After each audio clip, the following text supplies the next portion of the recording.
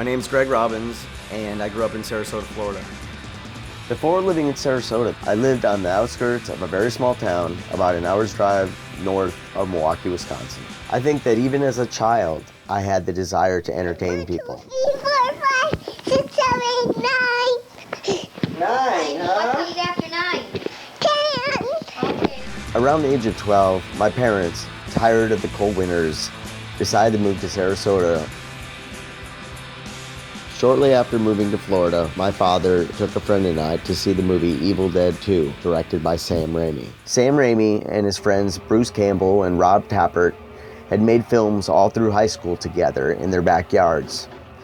The camera movements in this film blew me away, and I became very interested in how they had done such unique camera shots. It was after seeing this film that I knew for certain that I wanted to be a filmmaker.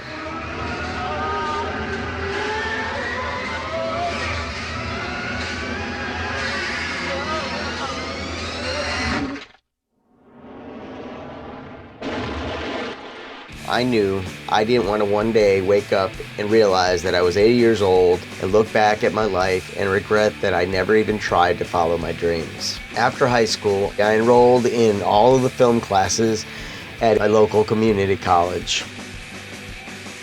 My name's Del Jacobs, and I'm the Director of Film and Media Studies here at State College of Florida. You know, I remember Greg from the late 1990s and early 2000s as being a student here, and what I recall most fervently is his enthusiasm. I was always so pleased to see the work and the energy that this guy put into his project. I will say that we still use Greg's student film about pizza delivery, and he certainly was making movies and telling stories about things that he knew about. I remember projects he'd bring to me that kind of, is this, sure you want to go this far? And you got to know your audience. And can you defend this if you show it in front of people that you don't know? Say hi to Jesus for me, motherfucker!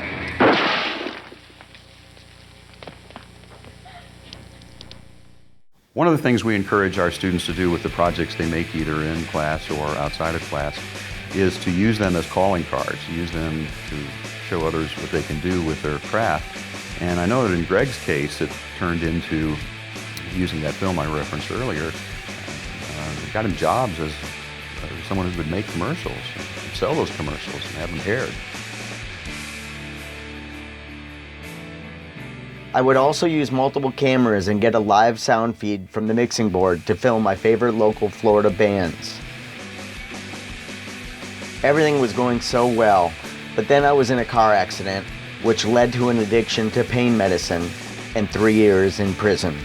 I told myself that I didn't know how I was going to do it, but I was enrolling in film school when I was released. There was no question. Had I not gone to prison, I would have never made it to Full Sail. I'm now a student at Full Sail University and an officer in Full Sail's Honor Society, but I had to pay the ultimate price to get here.